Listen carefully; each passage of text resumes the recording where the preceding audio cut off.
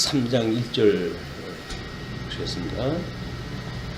우리가 다시 자천하기를 시작하겠느냐? 우리가 어찌 어떤 사람처럼 추천서를 너희에게 붙이거나 혹은 너희에게 받거나 할 필요가 있느냐? 너희는 우리의 편지라 우리 마음에 썼고 무사람이 알고 읽는 바라. 너희는 우리로 말미암아 나타난 그리스도의 편지니 이는 먹으로 쓴 것이 아니요 오직 살아계신 하나님의 영으로 쓴 것이며 또 돌판에 쓴 것이 아니요 오직 육의 마음판에 쓴 것이라. 사도 바울은 이제 고린도 교회에 사도직에 대한 변증을 하게 됩니다. 사도직을 변증함에 있어서 사도 바울의 그 논증은 전 성경에 대한 압축적인 설명을 해가고 있는 것 같아요. 그래서 우리가 우리 이제 사도신경을 보게 되면 천지를 만드신 하나님 아버지를 믿사오며 그 이야기하죠. 그 다음에 그 외아들 예수 그리스도를 믿사오니 이렇게 하고 그 다음에 이제 성령을 믿사오며 이렇게 해가지고 삼위일체 하나님에 대한 방법으로 이제 이야기를 하는데, 일단은 지금 그 사도직에 대한 이야기를 했을 때 일단 그 사람들이 뭐 고린도 교회야 이제 사도 바울이 세웠던 교회니까 문제가 없겠지만, 외지에서 들어온 사람들이 사도에 대한 이 사도직에 대한 거를 지금 의심을 품고 있다는 거죠. 그리고 의심을 품는 것이 아니라 문제제기를 노골적으로 하는 겁니다. 이제 거기에 사도 바울한테 편지 교회를 세웠을 때 있었던 사람들이 아니라 외부로부터 들어온 자들이 사도 바울은 사도도 아니다. 사도는 12사도밖에는 사도가 없다. 뭐 이렇게 이제 이야기를 하니까 사도가 없다고 이야기를 하고, 그러므로 이제 이 바울이 뭐 가르쳤던 이제 복음의 내용, 이 복음의 내용과 그 다음에 연보를 지금 계획을 세우고 있는데 이거에 대한 문제 제기를 하는 거죠. 그랬을 때 사도 바울이 지금 그 3장 1절에 이야기하는 것이 자천하기를 시작했겠느냐 이렇게 이야기를 해요. 왜냐하면 그때 당시에 사도라고 하는 그 이야기는 예루살렘에서 청고서를 써가지고 그리고 파송이 되어져 있기 때문에 예루살렘 공회입니다. 예루살렘 공회로부터 인정되어진 사도로 한다든가 아니면 복음 전하는 자로 이제 해서 파송이 되어지기 때문에 사도 바울은 청고서가 없이 지금 이 고린도 교회를 갖다 출입을 했다 하니까 그렇게 이야기를 하는 거예요. 그래서 이제 그 자천하기를 시작하겠느냐, 스스로 청구하기를 시작하겠느냐, 그런 그 이야기죠. 그리고 우리가 어찌 어떤 사람처럼 추천서를 너희에게 붙이거나 혹은 너희에게 받거나 할 필요가 있느냐. 이 청구서라고 하는 그 이야기는 사실은 어떤 공인되어진 단체에서 그 다음에 거기에 뭐 속해져 있는 단체, 이건 여기서는 고린도 교회가 되겠죠.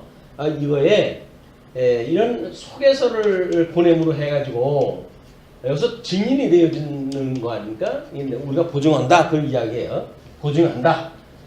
그렇기 때문에 이 사람들은 그 고증서를 받고 이제 소개했다 하는 거죠. 뭐 지금도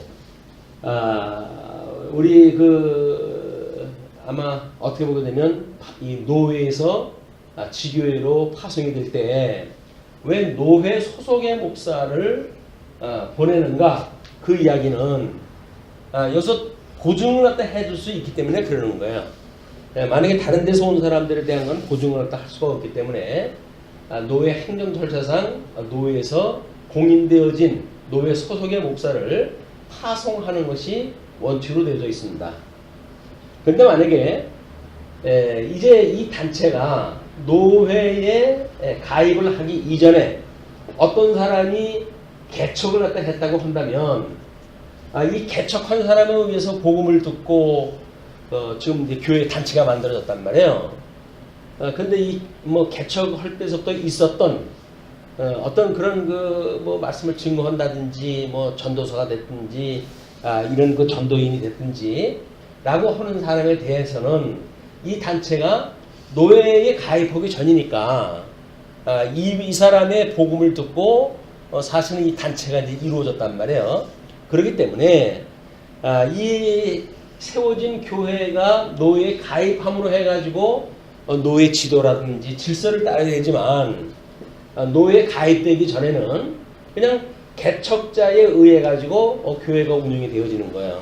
어떻게 보면 고린도 교회는 뭐 사도 바울이 복음을 증거하고 시기적으로 어느 정도 지났으니까 나름대로 예루살렘 교회와의 어떤 공인이라든가 고린도 교회에 또 다른 그 교회가 있을 거 아니겠어요? 이제 그 인적 교회가 있을 텐데 아가야 지역이라든지 뭐 이런데 그렇게 했을 때 두루 다니는 사람이 왔을 때 보니까 뭐 그때는 이미 사도 바울은 떠나고 없을 때니까 와가지고 이 사람들이 사도 바울 이야기했을 때 아마 이자들은 그 사도 바울의 어떤 인정되어지는 고린도 교회에서 인정되어지는 걸 못마땅하게 생각할 수도 있을 거야.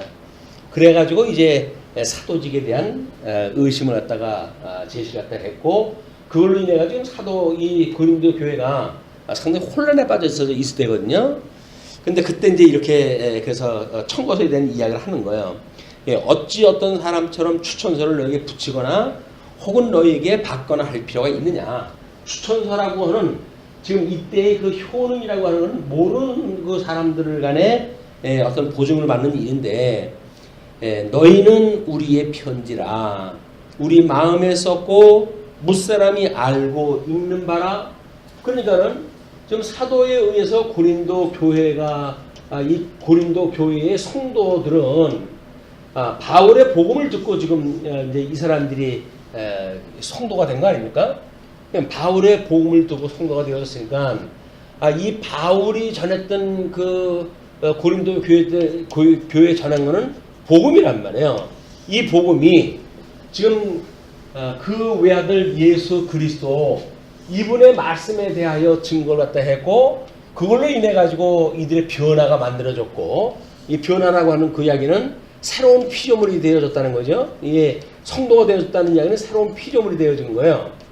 그러니까 내가 이런 어떤 소개서를 너희한테 보낼 필요가 없는 것이 너희들은 내가 직접 예수 그리스도의 복음을 전했고 복음으로 인해 가지고 새로운 피조물이 되어졌고 그래서 예수 그리스도와 그 안에서 하나의 지체가 되어졌으니까 이제 그런 그 이야기예요. 그러니까 너희는 우리의 편지라 우리 마음에 썼고 무사람이 알고 읽는 바라. 사도 바울이 전했던 이 복음의 열매가 고린도 교회 성도들한테 지금 맺고 있으니까 이 열매라고 하는 그 이야기는 복음에 의한 열매거든요. 근데 이 복음은 예수 그리스도로 말미암은 복음이란 말이에요. 물론 복음을 전하는 사도 바울이 전했지만 그 원천적으로 외아들 예수 그리스도에 대한 복음이었었고 이건 성령의 감동에 의해서 복음이 전파되어졌기 때문에 삼위일체 하나님에 의해서 진행이 되어진 거지 어떤 개별적으로 사사로운 내가 어떤 이야기를 너희한테 전한 것이 아니다. 그런 그 이야기예요. 너희는 우리로 말미암아 나타난 그리스도의 편지니 나타난 우리 이제 로마서를 공부할 때 우리 하나님의 이제 그 뭐 구약에 이르렀던 언약의 내용 이 하나님의 의에 대한 이런 것들이 예수 그리스도에 의해 가지고 이게 의의 성취가 되어졌단 말이에요. 하나님의 의가 성취되어졌다. 그리고 이거는 우리 성령을 통해 가지고 성도들한테 이제 열매가 맺게 되지 않았습니까? 그래서 이거는 우리 하나님 성부 하나님을 영광의 본체라고 했을 때 예수 그리스도는 영광의 광채가 되시는 분이고, 그래서 성령이 능력으로 이제 이 영광의 능력을 가지고 성도들에게 나타나게 했을 때 이거를 우리가 하나님의 의의 발현이다 이렇게 이야기를 했어요. 하나님의 의가 성도를 통해 드러난 것, 이거 열매라고도 이야기를 하고 의의 발현이라고 이야기를 했으니까, 그냥 너희들이야말로 이제 우리 그리스도의 편지일 수밖에 없는 것이 먹으로 쓴 것이 아니고, 그 다음에 오직 살아계신 하나님의 영으로 성령 하나님께서 쓴 것이며, 또 돌판에 쓴 것이 아니요 오직 육의 마음판에 쓴 것이라. 여기서 좀 육이라고 하는 그 이야기는 물론 이제 이 앞으로 전개할 때 보게 되면 모세의 돌판 그 율법을 이야기를 하지만, 여기서 육이라고 하는 것은 글로 쓴 속에서를 이야기하는 거예요. 이 속에서라고 하는 그걸 통해 가지고 너희들이 열매를 맺게 된 것이 아니라 하나님의 그 의를 하나님께서 이루심으로 성령이 너희들에게 이 열매를 맺게 했기 때문에 이거는 마음에 되어진 것이지, 여기서 어떤 속에서를 전해주는 이것이 여기서는 이제 뭐 돌에다 썼다고 이렇게 이야기를 하니까 편지 내용이 되어지게 돼. 편지 이거는 속에서의 어떤 일부를 가지고 맺혀진 것이 아니라 예수 그리스도로 말미암아 내가 깨달았던 복음을 너희에게 전했고, 그 복음에 의해 가지고 너희들이 의의 열매가 맺었기 때문에 너희들은 바로 그리스도의 편지인 것이다. 이제 그런 그 이야기예요. 자, 그러면서 4절서부터 6절 보게 되면 살리는 영의 직분인 새 언약의 일꾼인 걸 이제 이야기를 합니다. 우리가 그리스도로 말미암아 하나님을 향하여 이같이 확신이 있으니, 그냥 예수 그리스도 이분으로 말미암아 가지고 사도 바울도 마찬가지로 좀 성부 하나님에 대한 확신이 있다는 거예요. 확신. 우리 아버지의 그 약속이 예수 그리스도를 통해서 성취가 되어졌기 때문에 이 성취를 깨달았던, 말씀을 깨달았던 사도 바울이 고린도 교회의 복음을 증거했고, 고린도 교회의 성도들한테 열매가 맺어졌고, 이런 걸 통해 가지고 우리가 확신을 갖다 하고 있다. 그런 그 이야기죠. 예, 우리가 그렇게 확신이 있으니 우리가 무슨 일이든지 우리에게서 난 것 같이 스스로 만족한 것이 아니니, 이렇게 이야기를 갖다 해가지고 뭐 일반 고린도 교회 같은 경우 사도 바울이 복음을 증거한 것이 그때 뭐 철학자들의 어떤 그런 교육제도라든지 그런 속에 있는 거 아닙니까? 그러면 철학교사들은 자기네들이 알고 있는 거를 이제 교수업으로 해가지고 학생들을 모집하고 자기의 제자를 삼는데, 사도 바울은 그것이 아니라 복음을 증거한 거야. 자기의 사사로운 복음을 증거한 것이 아니라 예수 그리스도로 말미암은 그 복음을 증거했다. 그러므로 우리가 스스로 만족하는 것이 아니고 우리의 만족은 오직 하나님으로부터 나느니라. 이 성부 하나님께로부터 이 영광의 본체가 되시는 분이, 광채가 되신 예수 그리스도를 보내줬고, 성령의 능력이 되시는 우리 성령께서 이게 성도로 하여금 믿어 깨달아 알고 의의 발현이라고 하는 열매를 맺게 하시는 이런 거는 성부 하나님께로부터 되어졌다. 그런 그 이야기예요. 자, 그렇게 해서 그가 또한 우리를 새 언약의 일꾼 되기에 만족하게 하셨으니, 그 하나님께로부터 이제 이렇게 그 우리의 기쁨이고 모든 원천이 하나님 아버지로부터 말미암은 것인데, 그걸로 우리가 이제 하나님께로부터 우리를 새 언약의 일꾼 되기에 만족하게 하셨으니, 우리 이제 새 일꾼이 된 거예요. 새 일꾼. 그동안에 구약 성도들이 이야기했던 그런 그 일꾼들이 아니라 뭐 대표적인 것이 이제 모세 선지자, 이 모세나 율법의 모세가 율법의 어떤 대표라고 한다면 엘리야라고 하는 그 선지자는 이제 선지직의 대표겠죠. 그러니까 이 율법과 선지가 예수 그리스도를 가르치는 구약 성경의 모든 내용이란 말이에요. 이제 그런 걸로 이제 복음을 증거하게 되진 않고, 그 율법 조문으로 하지 않고 오직 영으로 함이니 율법 조문은 죽이는 것이요 영은 살리는 것이니라. 물론 그 율법도 복음의 우리의 한 방편이지요. 그런데 그 율법이 우리가 그 이제 율법을 마치 복음과 반대 개념으로 이해하는 경우가 많잖아요. 그런데 그렇지는 않습니다. 이 율법도 정죄의 기능이 있는가 하면 사죄의 기능이 있고, 이 복음이라고 하는 그 이야기도 십자가의 도가 되기 때문에 이것이 믿지 않는 자들에게는 멸망의 빈거가 되어지고, 우리 이걸 믿는 자들에게는 하나님께서 중생되어지는, 그래서 새로운 생명이 되어지게 되는 이런 우리들에게 어떤 그 두 가지 측면을 다 가지고 있기 때문에, 율법도 정죄 기능과 사죄 기능이 있고 복음도 죽이는 기능과 살리는 기능이 있는 거예요.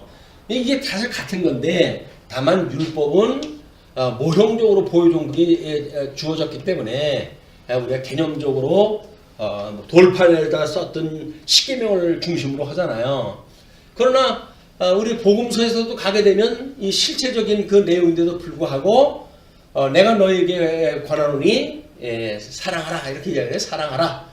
이 사랑을 갖다 하라면서, 이 사랑은 내가 너희들에게 새롭게 증거하는 것이 아니라 이미 앞서 구약 성경에서부터 이야기했던 그 사랑을 말하는 것이다, 이렇게 이야기를 해요.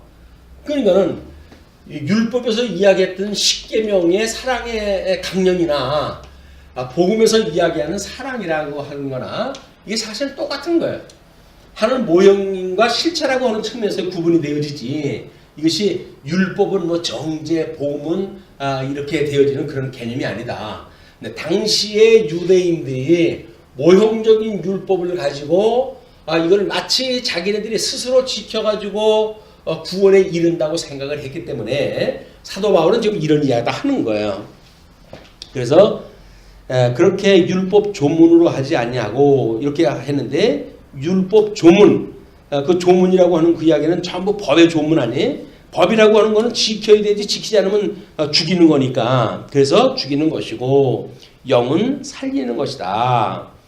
그래서 돌에 써서 새긴 죽게 하는 율법 조문의 직분도 영광이 있어. 이제 그런 모세를 대표로 해가지고 이제 소개를 해요. 이 모세를 대표로 해가지고, 그래서 그 율법 조문의 직분도 영광이 있어. 이스라엘 자손들은 모세의 얼굴에 없어질 영광 때문에도 그 얼굴을 주목하지 못하였거든. 이 율법이라고 하는 건 몽학 선생이 돼가지고 예수 그리스도가 오시게 되면 사실은 없어질 내용이에요. 이 모형은 이제 없어질 내용이에요. 실체만 남게 되어지는 거니까. 그러니까는 이거는 예수님이 오시게 되면 없어질 영광인데도 불구하고, 영광이라고 하는 그 이야기는 이 영광이 같은 영광이에요. 영광인데도 불구하고 한시적으로 계시의 그 효력이 있는 영광임에도 불구하고 그 얘기죠. 그 얼굴을 주목하지 못하였거든. 하물며 영의 직분은 더욱 영광이 있지 아니하겠느냐? 이 영의 직분이라고 하는 그 이야기는 예수님이 오셔서 구약 성경을 다 이루시고 성령 하나님께서 살리는 영으로 해가지고 이들에게 복음을 증거해가지고 새 생명에 되게 하셨던 그 영광, 그 이야기죠. 그게 구별이 되어야 되는 거예요. 그 영광이 있지 아니하겠느냐. 그런 뒤에 이제 9절, 정죄의 직분도, 그 율법 조문으로 되어져 있는 율법도 정죄의 직분도 영광이 있은즉 의의 직분은 영광이 더욱 넘치리라. 의의 영광, 이 모형적으로 이루어졌던 것, 한시적으로 주어졌던 것, 몽학 선생이 돼가지고 복음에까지 인도하게 되어지는 이런 한시적인 그 율법에 대한 것도 영광이 있지만, 이제 그 영광이 안내했던 십자가에 우리가 오게 되면 그건 더욱 큰 영광이기 때문에 더욱 넘치겠다, 그런 그 이야기죠. 그래서 영광되었던 것이 더 큰 영광으로 말미암아 이에 영광될 것이 없으나, 구약 성경은 그림자이기 때문에 이제 예수 그리스도의 십자가의 도에 이르렀을 때 이에 영광이 될 것이 없다. 그냥 큰 빛에 작은 빛이 그 빛을 잃는 것처럼 그런 그 이야기죠. 영광되었던 것이 한시적으로 조문에 기록되어져서 죽이는 것으로 주었던 그 율법에 대한 영광이 더 큰 영광으로 생명 살리는 영으로 말미암은 그런 그 영광으로 되어졌을 때 이에 영광 될 것이 없으나 없어질 것도 영광으로 말미암았은즉 길이 있을 것은 더욱 영광 가운데 있느니라.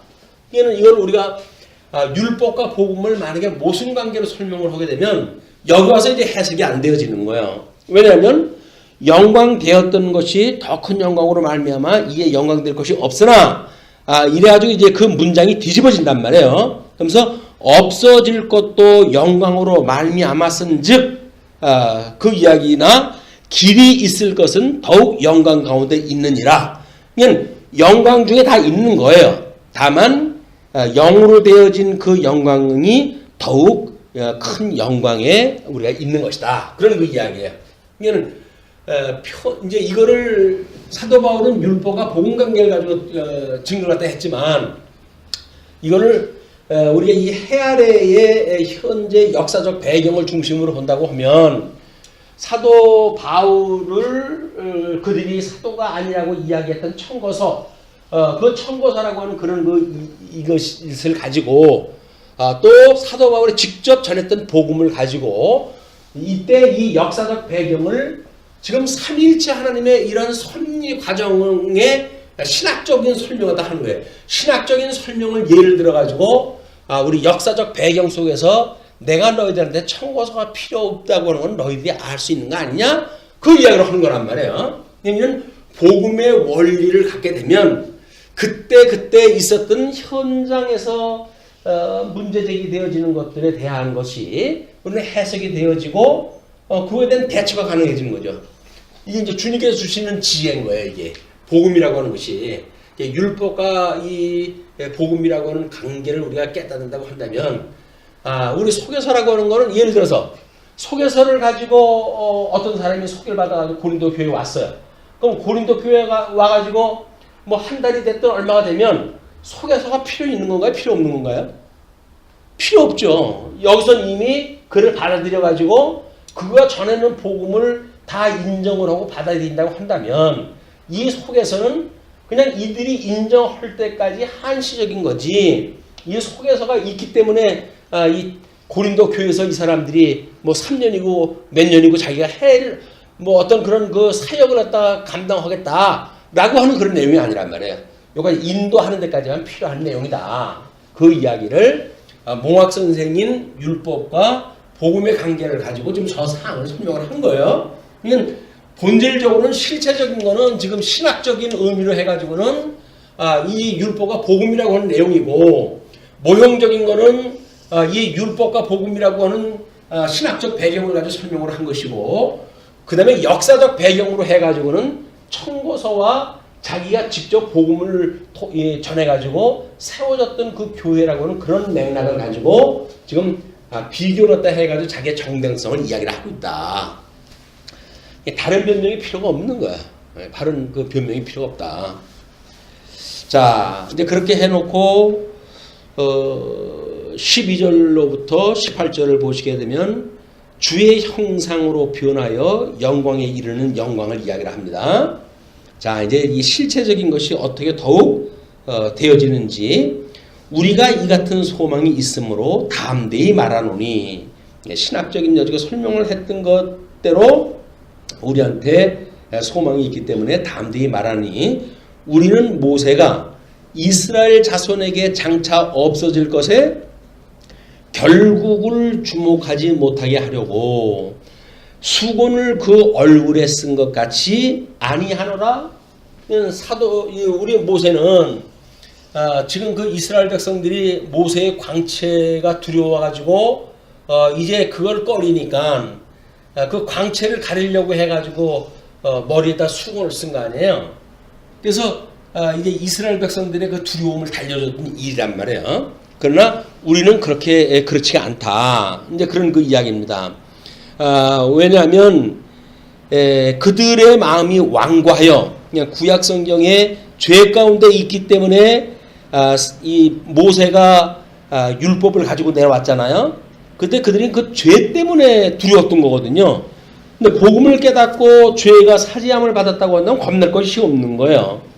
그러니까 이 모세는 이스라엘 자손에게 장차 없어질 것에 결국을 주목하지 못하게 하려고 그냥 돌판에 의해서 만들어진 영광 이거를 얼굴에 수건을 써가지고 그때 피하게 해줬지만 그들의 마음이 완고하여 오늘까지도 구약을 읽을 때에 그 수건이 벗겨지지 아니하고 있으니 그 수건은 그리스도 안에서 없어질 것이라. 모세 당시에만 그들이 수건을 쓰고 있었던 것이 아니라 이 기록 구약성이 다 기록이 완성이 되어지고 그리고 예수님이 오셔가지고 이걸 다 이룬 현재까지도 유대인들은 모세 당시의 유대인들과 같이 똑같은 심정으로 해가지고 수건을 쓰고 있다 그 이야기에 복음을 발견하지 못하고 있다 그 이야기에. 그래서 이 모세가 가졌던 그 어떤 율법이 이들한테는 두려움의 대상으로 되어져 있는 거거든요. 두려움의 대상이 되어져 있고 정죄의 기능만 있다고 믿어지니까 그러니까 예수 그리스도로 말미암은 이 복음 사제 기능이 충분히 설명되어진 복음에 들어왔을 때 이들이 비로소 용서를 받을 수가 있는데 아직까지도 유대인들은 이 모세 당시의 어떤 그 율법관 또는 그때의 하나님의 영광 이것을 보고 있듯이 지금도 여전히 그렇게 하고 있다. 그런 그 이야기예요. 자, 그렇게 없어질 것인데 그리스도 수고는 그리스도 안에서 없어질 것이라. 예수님이 그 모든 저주를 다 짊어지시고 그리고 사망 것을 이기시고 부활하셨다고 하는 그리스도를 만났을 때 우리의 저주를 사했다고 하는 직접적 실체적인 복음을 우리가 만나게 되어지고 그렇게 됐을 때 우리는 수건이 필요 없게 되어진다 그 이야기입니다. 그러면서 이제 15절에 오늘까지 모세의 글을 읽을 때에 수건이 그 마음을 덮었도다. 그건 이제 앞에 설명했던 그런 그 내용이에요. 그러나 언제든지 주께로 돌아가면 그 수건이 벗겨지리라. 이것까지 설명을 다 한 겁니다. 그래서 주는 영이시니 주의 영이 계신 곳에는 자유가 있느니라. 그래서 여기서 지금 말하는 것이 역사적으로 해가지고는 청거서 이건 해 아래의 물질을 가지고 좀 기록한 거 아닙니까? 그러나 전했던 복음은 생명의 복음으로 비가시적인 복음을 증거했던 내용이기 때문에 차이가 있듯이 또 구약성경에 돌판에 기록되어졌던 율법이나 또 예수 그리스도 실질적으로 오셔가지고 당신이 모든 그 율법을 다 이루시고 돌아가셨던 그 복음을 비교를 갖다 했을 때 그 문제를 지금 설명을 다 하는 거예요. 그러니까 이 주는 영이시기 때문에 주의 영이 계신 곳에는 자유가 있다. 자유라고 하는 건 뭐예요? 이런 가시적인 것, 죄 아래에 있는 것 이거로부터 이 자유가 있다는 거예요. 이제 여기서 말하고 있는 자유라고 하는 그 이야기는 여기에서 우리가 지금 죄의 종로로 타고 있는 거 아닙니까? 그러니까 이 죄의 종로로 타고 있다는 그 이야기는 율법, 정죄 안에서 수건이 가려져가지고 복음을 모르고 그리고 죄 가운데 있었기 때문에 이들은 여기 종으로 살아갈 수밖에 없어요. 그러나 예수 그리스도를 만났을 때 진정 죄로부터 구속함을 받아가지고 자유를 누리게 되어진다 그 이야기예요. 우리가 받는 그 자유는 이 신령한 영이기 때문에 육적인 어떤 이 문제의 이 죄 때문에 복음을 우리가 못 받아들이는 것이 아니라 예수님과 함께 죽고 예수님과 함께 살았다라고 하는 세대의 신앙 고백 이거와 동시에 우리는 진정한 자유를 누리게 된다. 그래서 예수 그리스도 안에서 누리는 이 자유는 이 세상에서 주는 자유와 다릅니다. 그래서 만약에 사도 바울이 내가 너에게 청고서 보내지 않는 이런 자유를 가졌다고 하는 그 이야기는 똑같은 거예요. 청고서를 너희한테 보내지는 않고 내가 너희의 사도라고 하는 것을 주장할 땐 그 이야기는 이렇게 율법 아래 있던 자들이 예수님을 만나가지고 자유를 얻듯이 너희들은 내가 전했던 복음으로 예수님을 믿게 됐으니까 너희들은 진정한 자유를 얻은 성도들이다. 그러므로 그 복음을 깨닫고 있다고 한다면 내가 청거서가 있느냐 없느냐를 가지고 시비하는 자들의 귀에 미혹될 게 없다. 그런 그 이야기 한마디로. 참 아주 상당히 복잡한 설명을 딱 합니다. 그래서 우리가 다 수건을 벗은 얼굴로 거울을 보는 것 같이 그 거울을 본다고 하는 그 이야기는 이제 여기 뒤에 설명을 하기 위한 겁니다. 주의 영광을 보매 얘는 벗은 얼굴로 우리가 이 하나님의 영광을 본다는 이야기는 물론 이 영광을 고린도 교회에게 편지를 전했을 당시에는 동판으로 만들었던 거울 아니에요. 그 거울로 해가지고 자기 얼굴을 봤을 적에는 얼굴에 분명하게 보이질 않습니다. 그냥 윤곽을 대충 볼 수 있는 그런 그 내용이지만, 그래서 수건을 벗은 얼굴로 거울을 보는 것 같이 주의 영광을 보매. 주의 영광은 그럼에도 불구하고 이 영광이 어떤지 지금 본단 말이에요. 비록 그 동판에 비춰진 걸로 보이는 영광, 그건 흠이하기 짝이 없고 아직도 부분적으로 알고 부분적으로 전하는 내용으로해서의 그런 그 복음이지만, 이제 온전한 곳이 올 적에는 이것이 마주보는 것이 알게 된다고 그러잖아요. 그 영광이. 이 시대에 살고 있는 성도들이 어떤 영광을 보고 살아가는지에 대한 거는 너무나 확실한 거예요. 너무나 차별화가 되어지고. 근데 그걸 모르게 되면 겨우 이거 종이에 기록되어지는 성경을 가지고 이걸 갑론을박하면서 이렇게 하는 거는 하나님의 영광을 아직 보지 못했기 때문에 그렇다. 이걸 그렇게 알 수가 있는 거죠. 그래서 그와 같은 형상으로 변화하여 주의 영광을 보매 그와 같은 형상으로 변화하여 우리가 이렇게 복음을 받아들였던 고린도 교회들도 성도들도 마찬가지고 지금 이 영광을 본단 말이에요. 이 영광을 보게 되어지게 되면 우리가 예수 그리스도 안에 살게 될 거 아니에요. 예수 그리스도 안에 우리가 우리 연합되어진 성도로 살게 되어지니까 이 삼일째 하나님의 영광에 우리가 직접 이 영광이 어떤 건지 보잖아요. 지금 그 보는 것처럼 우리가 이루어진다 그 이야기예요. 그게 의의 발현이라고 이렇게 이야기를 했어요. 그러니까 형상으로 이 영광을 보매 그와 같은 형상으로 변화하여 영광에서 영광에 이르니 곧 주의 영으로 말미암음이라. 그래서 영광에서 영광으로 이거 어디서 많이 봤던 그 성경 구절이죠. 로마서 복음을 증거했을 때 그랬어요. 하나님의 의를 소개했을 때 믿음으로 믿음에 이르게 한다 이렇게 이야기했잖아요. 믿음으로 믿음에 이르게 한다. 그 이야기는 뭡니까?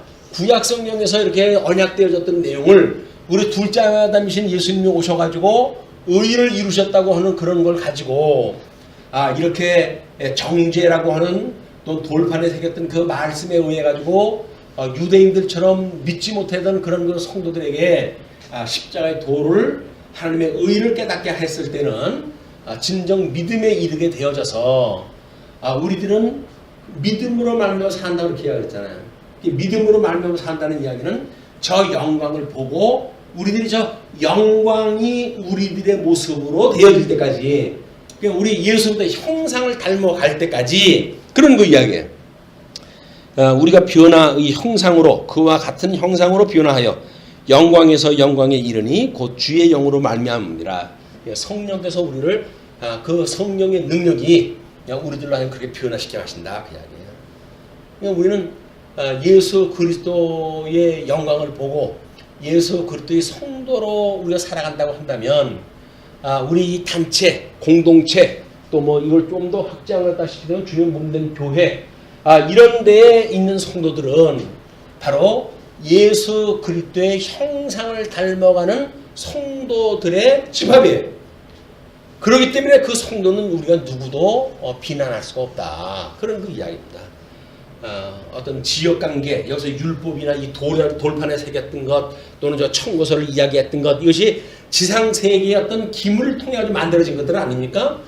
그런 걸로 해가지고 우리가 어떤 성도를 비난하거나 비판할 수가 없다. 왜? 그는 이미 예수 그리스도로 말미암아 예수 그리스도의 형상을 닮아가는 성도이기 때문에 그렇습니다.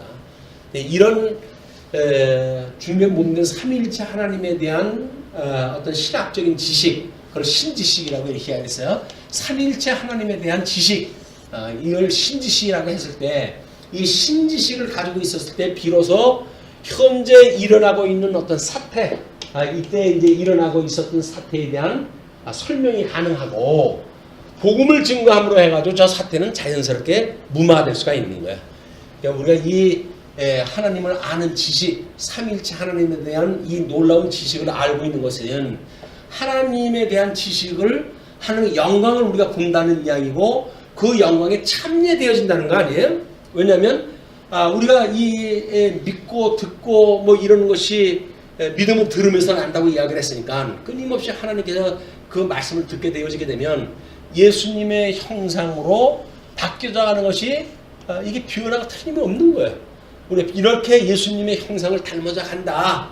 이건 온전케 하시는 그리스도의 사역이다. 라고 믿었을 때 우리는 현재 되지는 않았다 할지라도 아직까지는 우리가 부족하게 느껴진다 할지라도 여전히 영원하신 하나님께서 처음과 마지막이 되신 하나님께서 우리를 그렇게 되어질 때까지 인도하다 해가신다. 이것이 우리가 믿는 복음이란 말이에요. 현재 시점, 역사 세계 속에서 과거, 현재, 미래가 있을 때 현재 시점에서의 모든 것을 우리가 뭐 판단한다든지 하는 그 이야기는 이거는 사실은 어떤 과거에서 어떤 미래로 그가 변해져 가는가에 대한 전체를 보는 것이 아니라 현재 시점이라고 잘라서 보는 판단이기 때문에 이 판단은 오류가 있기가 쉽다. 이거를 우리는 영혼이라고 하는 관점을 가지고 우리는 이걸 기다릴 수가 있어야 된다. 성도를 볼 적에도 마찬가지죠. 영원하신 하나님께서 언젠가는 그렇게 해 가시겠지. 그걸 지금 안 된다고 해가지고 우리가 판단한다든가 정죄한다고 한다든가 뭐 저기서 이야기하는 좀 청구서가 있느니 없느니 이거 가지고 판단하는 일이 얼마나 미숙한 일인지 이걸로 우리가 알 수가 있다. 우리는 복음을 깨닫고 우리가 살아간다는 이야기는 지금 우리가 시험 드는 건 전부 현실 문제 때문에 그런 거 아닙니까? 이 현실 문제 때문에 이 시험에 드는 거예요. 근데 이 시험에 들게 하지 마시옵고라고 하는 그 이야기는 뭡니까? 이거는 과거로부터 미래에 이르게 되어지는 영원하신 하나님에 대한 신지식이 있었을 때 이 내재되어지는 것이 포용될 수가 있단 말이에요.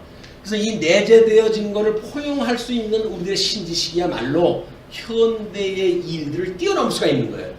믿음으로만 우리가 현재의 상황, 이걸 뛰어넘을 수가 있다. 이것이 복음의 힘입니다. 예수를 믿는다고 하는 그 이야기는 적어도 그걸 믿음이라고 이야기를 하는 거예요. 현실이 필요 없다거나 뭐 현실이 뭐 아무것도 아니라거나 그런 이야기 아니에요. 여기에 있었던 모든 판단에 대한 이야기는 영원하신 하나님을 아는 지식으로 이걸 감싸 안아도 해석이 돼야지 이 현재라고 하는 고기의 어떤 부분에 매여가지고는 안 된다. 내재적으로 포홀된 세계관을 가지고 역사 해석을 하고 현재 주어진 상황을 이해하고 그리고 그것에 대한 뭐 우리가 어떤 열매를 맺고 살아가는 것 이것이 믿음에 대한 열매다. 하나님의 영광을 본다는 이야기는 바로 그 이야기예요.